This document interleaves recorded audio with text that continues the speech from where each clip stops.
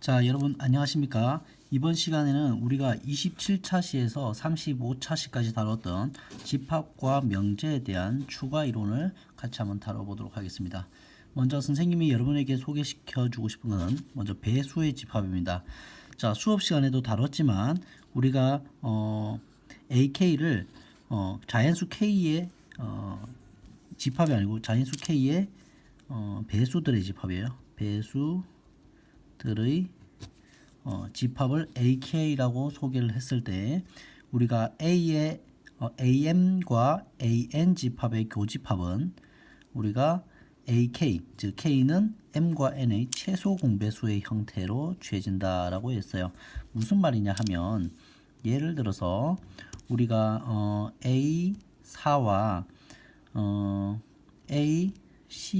A와 A6이 있다고 쳐봐요. 자, 얘네들의 교집합을 생각해 볼게요. A4라고 하는 거는 뭐예요? 4의 배수들의 집합이니까 4, 8, 12, 16, 20, 24 이렇게 가는 수열이죠. 이런 집합이죠. A6이라고 하는 것은 6의 배수들의 집합이니까 6, 12, 18, 24 이렇게 가는 거죠. 그러면 얘네들이 교집합이니까 공통 원소는 뭐예요? 보니까 12, 24 이렇게 가는 거죠. 즉 예상해 보건대 교집합 뭐가 될 것 같아요? 12, 24, 48, 36, 48 이렇게 될 것을 예측할 수가 있고 얘네들 뭐예요? 12의 배수니까 A, 12가 되는 거죠. 즉 무슨 말이냐 하면 우리가 배수들을 원소로 갖는 집합에서는 A4와 A6의 교집합은 바로 4와 6의 무엇이 바로 12가 됩니까?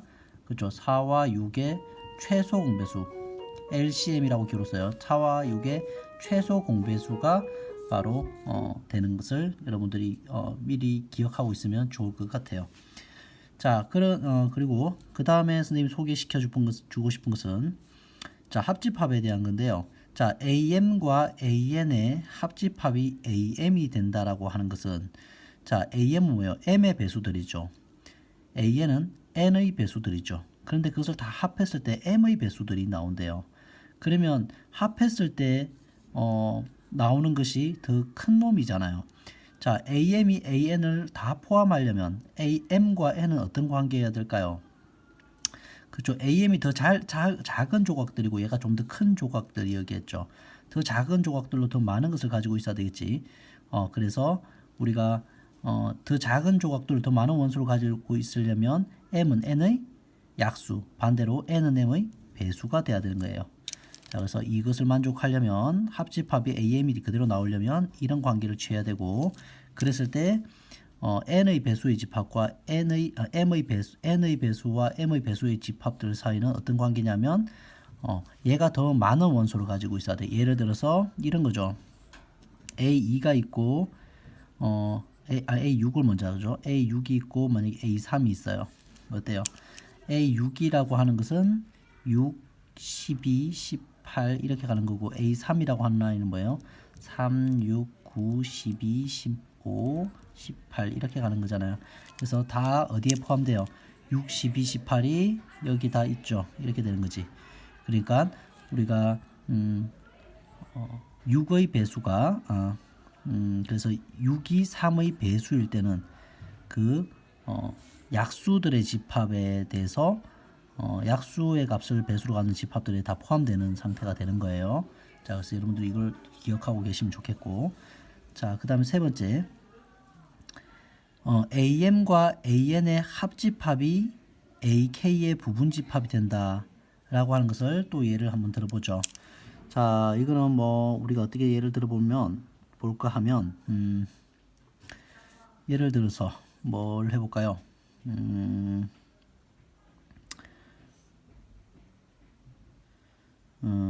예를 한번 들어볼게요. 여기를 A4라고 해볼게요. 예를 들어서 A4 그 다음에 합집합 뭐라고 예를 들어볼까요? 2, 3 2고 3이면 공역수 얘를 2라고 해볼게요. A2, 얘를 A3이라고 해볼게요. 자, 그러면 여러분들 A2는 뭐예요? 2, 4, 6, 8 이렇게 가는 아이죠. 3이라고 하는 아이는 어때요? 3, 6, 9, 12 이렇게 가는 아이죠. 얘를 잘못 들었네요. 얘를 6이라고 해볼까요? 6? 6이라고 해볼게요.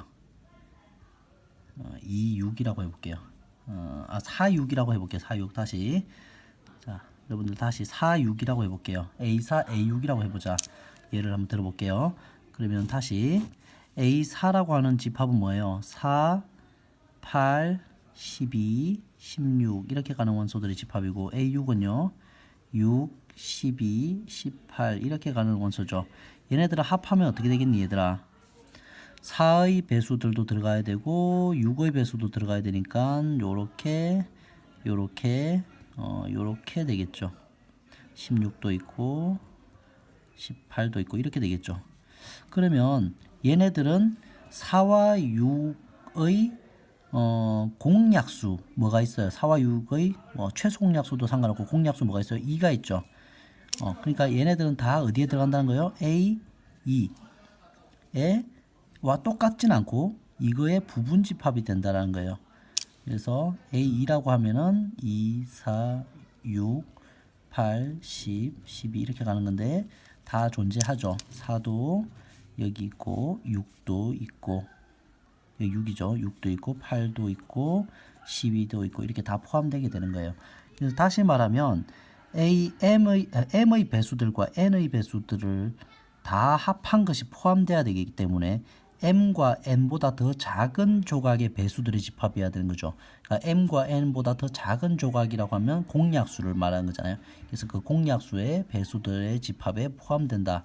자, 이런 것도 여러분들이 우리가 추가 이론을 공부하면서 여러분 것으로 다 만들면 나중에 이게 예를 들어 수능 문제에서 이런 게 나왔을 때 여러분들이 당황하지 않고 문제에 접근할 수 있게 될 거예요.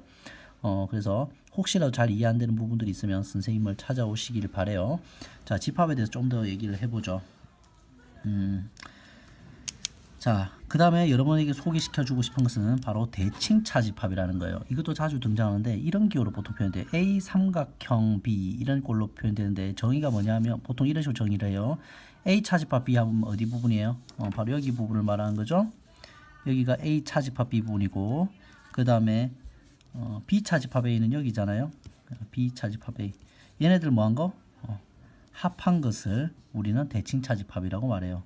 이거는 결론적으로 말하면은 뭐에서 뭐를 뺀 거로 해석할 수 있냐면 A 합집합 B에서 뭐를 뺀 거라고 생각할 수 있어요. 교집합 부분을 뺀 거라고 생각할 수 있죠. 그래서 이렇게도 해석을 해요. 그래서 이게 실제로 문제 상황을 파악하는 거에 더 자주 사용될 거예요. 대칭 차집합입니다. 자,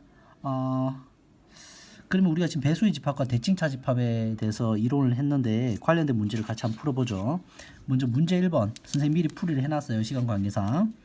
자, 자연수 전체 집합의 부분 집합 AK에 대해서 다음 물음에 대해서 얘기해 봅시다. AK는 K의 배수들의 집합이다. 자, A4와 A8의 합집합은 뭘까요? A4 생각해봐요. 4, 8, 12, 16이고 8은 8, 16 이렇게 하니까 4의 배수가 되겠죠? 바로 요 놈이 되겠죠? 우리가 이 부분을 체크하면 돼요. 이 부분을 체크하시면 되겠죠? 그 다음에 3의 배수들, 9의 배수들이니까 이건 다 3의 배수 안에 9의 배수들이 다 들어가잖아요. 그래서 A3이라고 말할 수 있고 그래서 주어진 이 식은 결국에 뭐예요? A4 교집합 A3이잖아요. 교집합이잖아. 그럼 둘의 뭐? 최소 공배수와 같다. 12 이렇게 되는 거죠. 그래서 M이라고 하는 것은 4와 3의 최소 공배수 12가 된다라는 거예요. 그 다음에 두 번째 A6과 A8의 교집합이에요. 6과 8의 교집합은 뭐 해야 돼? 6과 8은 뭐 해야 돼? 최소 공배수. 6과 8의 최소 공배수가 뭐예요? 24죠. 그래서 6의 배수들과 8의 배수들의 교집합은 24의 배수들과 같다. 그래서 A24와 A12의 합집합은 12의 배수들이 24의 배수들을 온전히 다 포함하고 있으니까 이것은 A12다. 그래서 자, AN이 ACB의 부분집합이 된다라고 하면은 AN으로 취할 수 있는 것은 12의 배수들밖에 없죠. 12, 24, 36들이 와야 되는데 그 중에서 가장 작은 값은 12가 된다. 이렇게 가는 거예요. 자, 그 다음 두 번째. 자, 대칭차 집합 관련된 문제예요. 전체 집합 위에 두 부분 집합 AB에 대해서 이 연산 삼각형을 요렇게 즉 대칭차 집합으로 정의를 할 때 다음 중 옳은 것을만 구하라.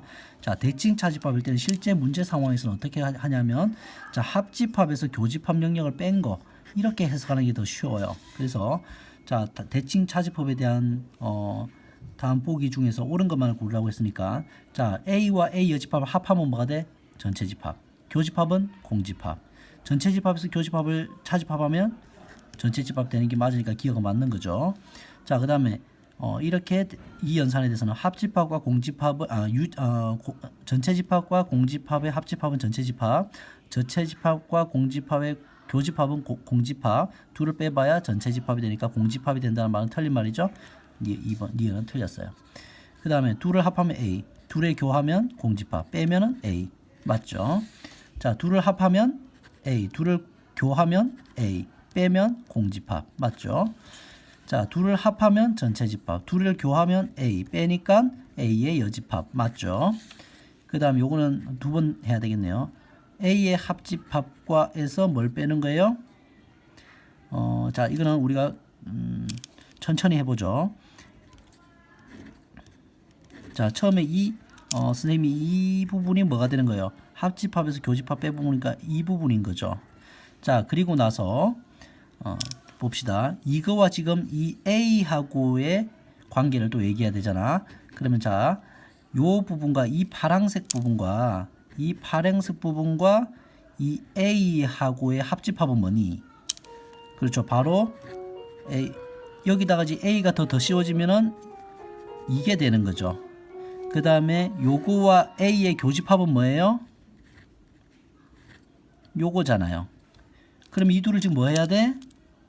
빼야 되잖아. 그럼 이 부분이 온전히 빠져나가고 뭐만 남아? 이렇게 있으면 온전히 뭐만 남아요? B만 남겠죠. 그래서 요게 아니고 B가 돼야 된다. 이건 틀렸죠. 그래서 문제 2번에서 맞는 것은 기억, 디귿, 리얼, 미음이 되겠어요. 이렇게 아시겠습니까? 자, 대칭차 집합을 이용한 문제를 선생님하고 같이 풀어봤어요. 자, 좀 쉬었다가 부분 집합의 개수 부분에서 선생님이 추가로 다룰 내용들 같이 얘기하면서 이어가 봅시다. 수고하셨습니다.